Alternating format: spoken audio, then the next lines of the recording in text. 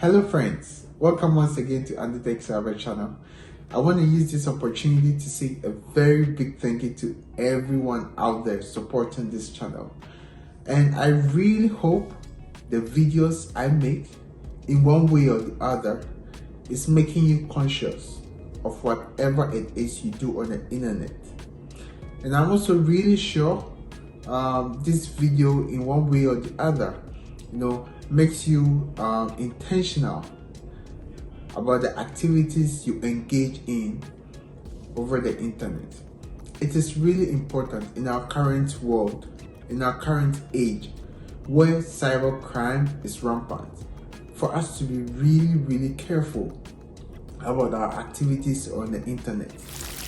If you're new to this channel, kindly hit the subscribe button for me, like and then share. Also, if you have any comments on the video I'm making today, kindly don't hesitate to leave the comment in the comment section, and if it's something I have to answer or respond to, I'll definitely do that for you. Right, so thank you once again for supporting this channel. So for today, I'm going to talk about a really important topic. Actually, it's quite unfortunate. This is something that is it's rampant. It's known everywhere in the world, and it's unfortunately happening right now. And basically the topic is identity theft. Right. It's something, like I said, it's a global pandemic, unfortunately, and it all boils down to how individuals share their personal information out there, being it over the internet, being it the people you meet. When you go to an organization, you have to fill a form. When you're creating an account online, the information you give out. Do you take a minute to think about how the information you're providing in one way or the other can affect you? So that's the topic I'm going to talk about today. I'm pretty sure identity theft is not something you've not heard. You probably might have heard of it, but have you thought about what the consequence could be in case you fall a victim? So this is an important video. Please kindly share the video to anyone you know out there. And I would also want to encourage you, please like the videos. One way to support is to like the video, because when you like the video, then it's gonna be recommended, by YouTube to other people who are also on the internet looking for this same video. Thank you very much for your support. Now let's get into the video. Thank you. I'm pretty sure identity theft is not something new to you, and I'm sure you've definitely heard that term somewhere. So I'm just gonna throw more light on that, and then I'm gonna advise you or suggest how or ways you can protect yourself from getting your personal information being stolen by a cyber criminal. Alright, so before I talk about identity theft, I want to talk about data privacy. Now, what is data privacy? Data privacy, private, right? So keeping your data private. No, as an individual, right, I want to ask a question. When you meet someone somewhere, for example, let's say you go to a store to purchase something, you go to the hospital, when you visit a site online and you're creating an account, and in all these various instances, you're being asked to share your personal information. My question is, how do you react towards that? Do you just take a minute to ask yourself questions, or you just go ahead and give out the information? Now, there is a saying that your secret is your power. Now, I want to re-emphasize on that fact. When it comes to data privacy, your secret indeed is your power. And not being able to handle your personal information well can cost you a lot. Now, in information security, there is something we call personally identifiable information. That's PII. Now, personally identifiable information, what is that? It says it refers to any data or any personal information that can identify who you are. Now, what are some of them? Your full name. Now, when someone walks to, for example, my house right now and mentions my name, I want to see Andrews, and then the person adds my last name. Of course, that will be able to identify whom the person really want to see, and I'll be called to the person. Also, so that's one, your first name and then your last name, that's your full name. The second is your personal ID information.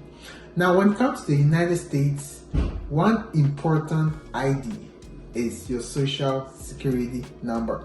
Now, your SSN number is something that can easily identify who you are, because that social security number has all your information, your name, your date of birth, everything. It has all your personal information, and it's one of the most trusted and credible information that is necessary for identification in anything you want to do here in the States. So that is also a personally identifiable information. Now, your driver's license ID or your driver's license number, your state ID. Now, in Ghana, your Ghana card, your passport number, right? Your date of birth. All those information can easily identify you as an individual. Your personal physical address. For example, in Ghana, in the United States, when someone asks you for your address, right, it is also one of the, it falls under the category of the personally identifiable information, right? Now, your healthcare information. You see, all these things I'm mentioning are supposed to be private, right? So that's why we call them personally identifiable information. Now, at the end of this video, there's one thing I just want you to do. Make sure you become the policeman or policewoman of your own personal information. Make it so difficult for you to open your mouth and tell someone what your date of birth is, what your social security number is, or what your state ID or driver's license ID number is. And also, when you visit any site over the internet, before you go ahead and provide any site you're trying to register an account with all those information, at the end of this video, I hope you take a minute or two to think about the data privacy rules governing that particular site and how they tend to use your information you're providing. That's the way you can protect yourself. Now, what is identity theft? It's basically when a criminal, right, gets access to this personally identifiable information. Let's say a criminal or someone gets access to a third person's social security number. Now, this is what can happen. When the person gets access to your social security number, your full name, the person can pose as you. Now, I know you would argue that I'll have a different face, right, or a different look than the person. That's true, that's correct. But trust me, the person can find a way to get your picture, right? And then having your information, then the picture, the person can create ID cards, can create an identity even on the internet. And the person will present him or herself as you, because the person has all your information. And that, with this information, when it falls in the wrong hands, trust me, it can cost you a lot. Now, I'm going to talk about what some of the negative effects are. But before that, I just did a quick Google search, and here in the United States, according to the Bureau of Justice Statistics, it says in the year 2021, 23.9 million victims or people had fallen victim to identity theft. Meaning this number of people had their identity stolen by others. Now, why is this thing, or how is this thing really dangerous? Now, the first thing is, when someone is able to get access to your social security number, your full name, your date of birth, and the information on your ID, the person can drain your bank account. How? Now, something happened. So I was surfing the internet and I chanced upon this issue that occurred in Australia. Actually, it's out there in the on the internet, so you can check it out. So two ladies were in the plane, right? They were seated next to each other. Now, according to the victim, she stood up and then went to the washroom. Now, in 2-3 minutes, she came back. Now, while she was away, the criminal, that was the other lady that was sitting next to her, looked through her bag and was able to get her ID card. So she kept it. Now, the moment they got off the plane, the lady, after some few days, the lady started receiving calls from her bank, and they were asking why she's transferring huge sums of money from her account. And according to the victim, she had nothing to do with the transfer. What does that mean? It means the criminal that got access to her her ID was able to identify the bank she was investing her money at, and then got access to her online banking. And as a result, she was able to transfer money from her account. Now, there were instances even where she dressed like the lady, the actual owner of the account, because she had her debit card, she had her ID, and on the ID, your picture is there. So she dressed just like the lady, went to the bank and withdrew money from the tellers in the bank. So it's dangerous. If you don't protect your personal information and a bad person get access to them, the person can literally drain your account. Now, the second thing is, the person with your identity can open bank accounts, can apply for loans. The person can do all the legitimate thing you could be able to do, but let's say you don't want to do it, but the person will do it for you. And it's not like the person is doing it for you, but the person will do it for his or her own selfish gain. So please, it should be really difficult for you to open your mouth to tell any other person whoever the person is, what your personal information is, especially those personal identifiable information like your full name, your date of birth, your social security number, your ID information, your passport number. Those should stay private. Don't share it out there, please. It can cause you a lot of harm. Now, when someone also gets access to your information, the person can apply for government IDs, and when they apply for the government IDs, they can find a way to get that information to themselves. And imagine someone is going out there with an ID, posing as you when he or she is not. It means the person can do anything he or she want to do, because should something happen, you are the person, you're the right person the police will be coming for.